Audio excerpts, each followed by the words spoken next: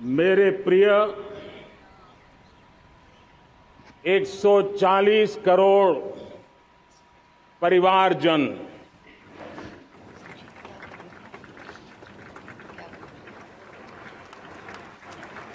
दुनिया का सबसे बड़ा लोकतंत्र और अब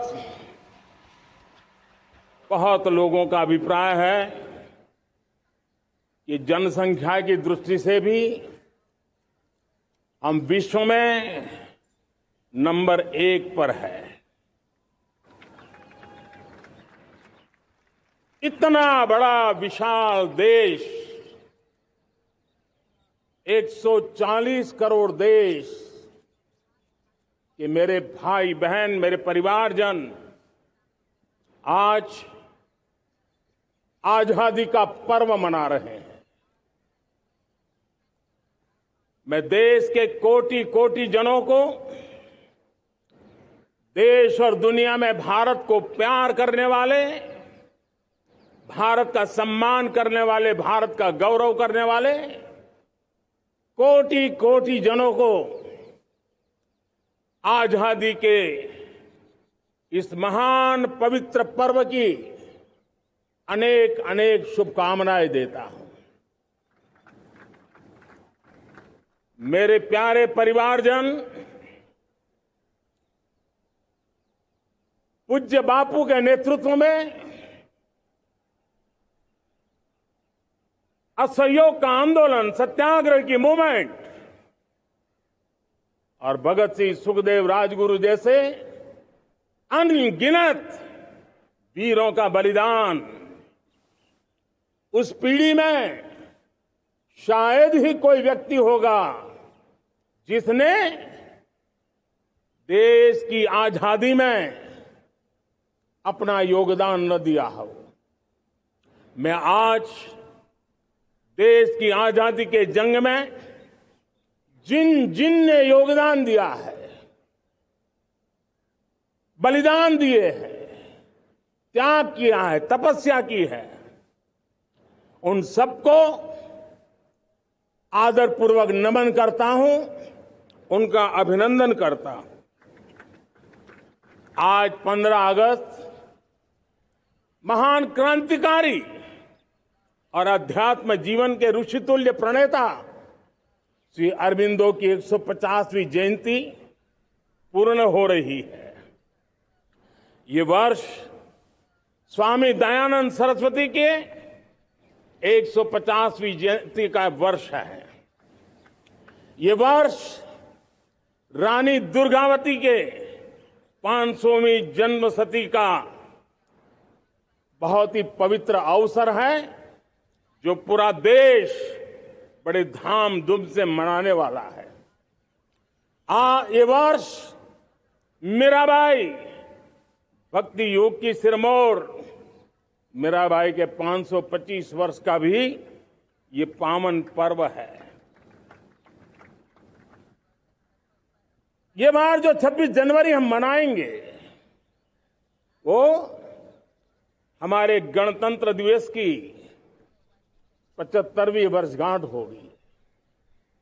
अनेक प्रकार से अनेक अवसर, अनेक संभावनाएं राष्ट्र निर्माण में जुटे रहने के लिए पल पल नई प्रेरणा, पल पल नई चेतना, पल पल सपने, पल पल संकल्प, शायद इससे बड़ा कोई अवसर नहीं हो सकता।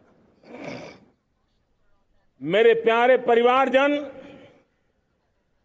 इस बार प्राकृतिक आपदा ने देश के अनेक हिस्सों में अकल्पनीय संकट पैदा किए। जिन परिवारों ने इस संकट में सहन किया है, मैं उन सभी परिवारजनों के प्रति अपनी संवेदना प्रकट करता हूं और राज्य और केंद्र सरकार मिलकर के उन सभी संकटों से जल्दी से मुक्त होकर के फिर तेज गति से आगे बढ़ेंगे, ये मैं विश्वास दिलाता हूं। मेरे प्यारे परिवारजनों, पिछले कुछ सप्ताह नॉर्थ ईस्ट में, विशेषकर मणिपुर में और हिंदुस्तान के भी अन्य कुछ भागों में, लेकिन विशेषकर मणिपुर में जो हिंसा का दौर चला, कई लोगों को अपना जीवन खोना पड़ा, मां बेटियों के सम्मान के साथ खिलवाड़ हुआ। लेकिन कुछ दिनों से लगातार शांति की खबरें आ रही हैं। देश मणिपुर के लोगों के साथ है। देश मणिपुर के लोगों को पिछले कुछ दिनों से जो शांति बनाए रखी है, उस शांति के पर्व को आगे बढ़ाए और शांति से ही समाधान का रास्ता निकलेगा। और राज्य और केंद्र सरकार मिलकर के उन समस्याओं के समाधान के लिए भरपूर प्रयास कर रही है, करती रहेगी। मेरे प्यारे परिवारजनों, जब हम इतिहास की तरफ नजर करते हैं तो इतिहास में कुछ पल ऐसे आते हैं जो अपनी अमिट छाप छोड़ करके जाते हैं और उसका प्रभाव सदियों तक रहता है। और कभी कभी शुरुआत में वो बहुत छोटा लगता है, छोटी सी घटना लगती है, लेकिन वो अनेक समस्याओं की जड़ बन जाती है। हमें याद है 1200 साल पहले इस देश पर आक्रमण हुआ। एक छोटे से राज्य के छोटे से राजा का पराजय हुआ, लेकिन तब पता तक नहीं था कि एक घटना भारत को 1000 साल की गुलामी में फंसा देगी। और हम गुलामी में जकड़ते गए, जो आया लूटता गया, जो जिसका मन चाहा हम पे आके सवार हो गया। कैसा विपरीत काल रहा होगा वो 1000 साल का। मेरे प्यारे परिवारजनों, घटना छोटी क्यों ना हो, लेकिन 1000 साल तक प्रभाव छोड़ के रही है। लेकिन मैं आज इस बात का जिक्र इसलिए करना चाहता हूं कि भारत के वीरों ने इस कालखंड में कोई भूभाग ऐसा नहीं था, कोई समय ऐसा नहीं था जब उन्होंने देश की आजादी के लौ को जलता न रखा हो, बलिदान की परंपरा न बनाई। मां भारती बेड़ियों से मुक्त होने के लिए उठ खड़ी हुई थी, जंजीरों को झकझोर रही थी और देश की नारी शक्ति, देश की युवा शक्ति, देश के किसान, देश के गांव के लोग, मजदूर, कोई हिंदुस्तानी ऐसा नहीं था जो आजादी के सपने को लेकर के जीता न हो। आजादी को पाने के लिए मर मिटने के लिए तैयार होने वालों की एक बड़ी फौज तैयार हो गई थी। जेलों में जवानी खपाने वाले अनेक महापुरुष हमारे देश की आजादी को, इन गुलामी की बेड़ियों को तोड़ने के लिए लगे हुए थे। मेरे प्यारे परिवारजनों,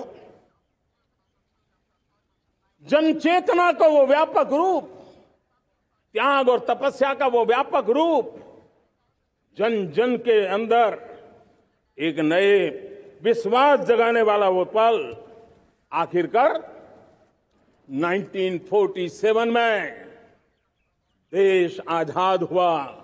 1000 साल की गुलामी में संजोए हुए सपने देशवासी पूरे करते हुए देखे। साथियों, मैं 1000 साल पहले की बात इसलिए कह रहा हूं, मैं देख रहा हूं फिर एक बार देश के सामने एक मौका आया है। इस ऐसे कालखंड में हम जी रहे हैं, ऐसे कालखंड में हमने प्रवेश किया है और यह हमारा सौभाग्य है कि भारत के ऐसे अमृत काल में, यह अमृत काल का पहला वर्ष है, या तो हम जवानी में जी रहे हैं या हम मां भारती की गोद में जन्म ले चुके हैं। और ये कालखंड, मेरे शब्द लिख करके रखिए मेरे प्यारे परिवारजनों, इस कालखंड में जो हम करेंगे, जो कदम उठाएंगे, जितना त्याग करेंगे, तपस्या करेंगे, सर्वजन हिताय सर्वजन सुखाय, एक के बाद एक फैसले लेंगे, आने वाले 1000 साल का देश का स्वर्णिम इतिहास उससे अंकुरित होने वाला है।